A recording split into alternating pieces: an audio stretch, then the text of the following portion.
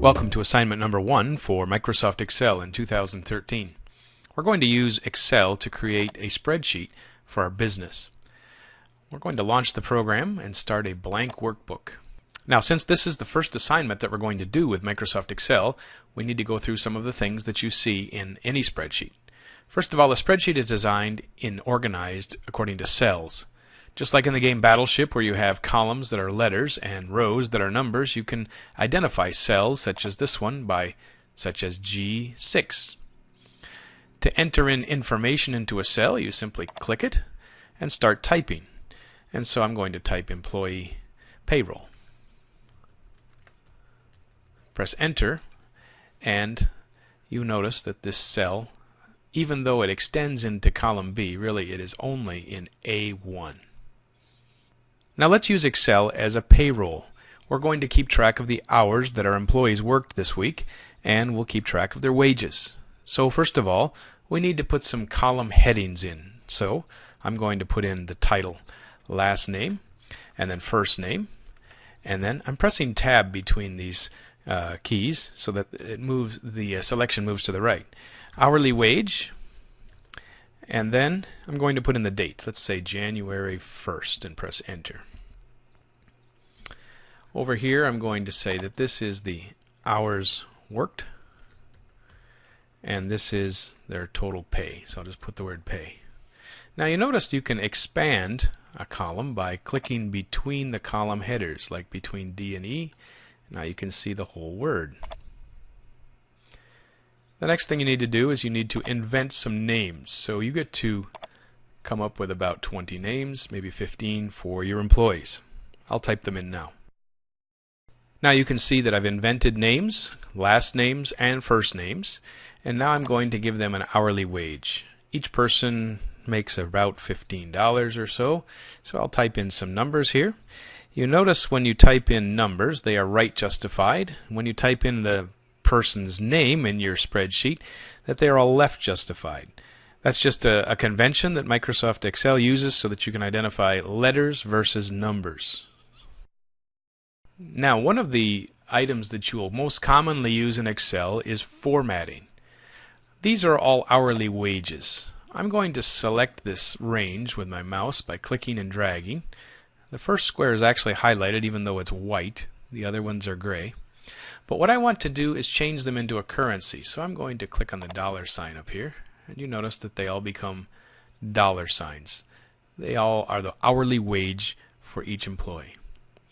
Now let's invent a number for each of the employees for how long they worked. The average work week for a full-time person is about 40 hours. So I'll create I'll create the number of hours that each person worked in this column. After giving each employee a number of hours, we're going to start working with formulas now. Over here on this line, in this square, in E4, I'm going to create a calculated number, a calculated cell. If a person gets $15.90 an hour and they work for 40 hours, how much do they get paid? Well, fortunately, the calculations in Excel are quite easy to do. On my keyboard, I'm going to press the equal sign. And you notice up here in this area called the formula bar, we have an equal sign as well as the equal sign in the cell. Now I'm going to click on the cell that has the wage in it, $15.90. When I click there, the letter C4 is entered into the formula bar. C4 is the wage, $15.90. Now I want to multiply $15.90, so I'm going to press the Shift and the 8 key, which is the multiply sign, and then I'm going to click the 40, the number of hours that this person worked. So my formula is equals to C4 times the number that's in cell D4. When I press enter, it'll tell me that this person gets $636. If you go and change some of these numbers, such as if we added an hour here and I type 41 and press enter, the calculation is automatically updated. When you double click on a cell that has a formula, you will see that the colors correspond to the cells that you clicked. So C4 is in blue, which is this number, and D4 is in red. I'm going to press enter again, and it shows the numbers again. Microsoft Excel has a nice feature where you can copy and paste formulas. If I right click on this cell and choose copy, and then I click on the next cell and choose paste, it'll automatically calculate the next line. You can also highlight a range and choose right click and paste. It will fill down where all of those numbers are. Why does this one look like railroad tracks or a bunch of pound signs? It's because the value is actually too large to be held in this cell. So I need to make the column a little bit wider.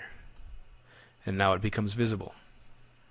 Another way to fill down, if you want to, you can go to the corner of a cell where there's a little green dot, and if you click exactly on the corner and drag your mouse down, it will also fill down the values in that column. And so now I've quickly calculated the pay for every single employee. One more thing that we're going to do with this formula is we're going to add a few lines at the bottom. I want to know who is the maximum, press enter, who is the minimum, press enter, what is the average pay, and what is the total pay. These numbers, max, min, average, and total, are just labels. But over here in this column, I'm going to put in a corresponding formula. Microsoft Excel has hundreds of formulas that are predefined. Here's one of them. You type in the equals sign, and then you type the word MAX. And you notice that these automatically are drop-down menus that show that this is one of the formulas that Excel knows about. After typing max, I use the open parentheses, which is the shift key and 9. And I'm going to drag my mouse across a range of cells till I come to the very top, release the mouse button, and press shift and 0 to do a close parenthesis. So what this will do, it will give me the maximum of all of these cells. The maximum person is getting $45 an hour. And so you can see in this line here that Trent Mann is making $45 an hour. Now I'd like to know who the minimum is, so I'm going to do the same process. Type equals sign, MIN, open parentheses, and drag my mouse across a range, and I will tell it what the minimum is after I press shift and 0, enter, and the lowly person in my office is getting $6.90. That looks like it's Paul Smith. Now what's the average employee? Well, I can type in equals and then AV, and you see there's a bunch of formulas for average. I just want this most simple one. I'm going to choose average. I'm going to select the range, close parentheses, and press enter. The average employee makes $16.48. Okay, let's take this range here of 3 different formulas, highlight it, right click it with the mouse, copy it.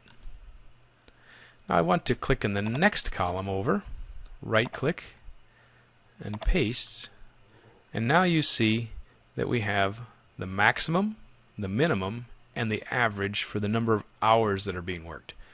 Now you notice that these values are listed as dollars. They're actually not dollars. They're number of hours that the persons are working. So I want to change these formattings back to general numbers. Up here in the ribbon, where you will find the number formatting area, there's a small arrow that if you click it will bring up a dialog box that shows all different types of formatting for numbers. I'm going to select general and click OK. Now, why does this number have so many decimal places in it? It's because we are computing an average. It would be nice if we would just round these off to maybe the tenth place or the 100th place. So let's go to these zeros here, and we're going to decrease the decimals that we're rounding to. So to the nearest tenth is good enough for us. So now we have the number of hours, maximum, minimum, and average for our employees here in column D. For column E, we could also find the maximum, the minimum, and the average as well. So let's highlight this group. I'm going to select this bottom right corner, drag to the right, and it fills to the right now, and it shows me that these are the maximum dollars that someone made, the minimum dollars, and the average. Once more, these are dollars figures. These are not hours. So let's change these to the dollars format. So I'm going to click up here on the dollar sign. And now we have the average, the maximum, and the minimum in the salary for this week. So now we've created the maximum, the minimum, and the average for each of these columns C, D, and E. We haven't done anything yet with the total. For the total, let's find out what the total number of hours worked was, and let's find out what the total number of wages that we've paid is. So for the word sum, we type equals SUM, and that will give us the total. Let's do Shift and 9, and then I'm going to select a range here. I'm going to select all of the hours worked, close parentheses, and enter, and you'll see that there were 695 hours worked in my shop. Now I'm going to fill this to the right, and shows that I made a lot of, or paid a lot of money for my wages this week. I'm going to change this to a dollar sign format, and it shows now $11,532. The last thing we should do is put our name at the top. So maybe C1 is a good place. Type in your name, press enter, save the spreadsheet, print it, and you're done with assignment number 1 for Excel.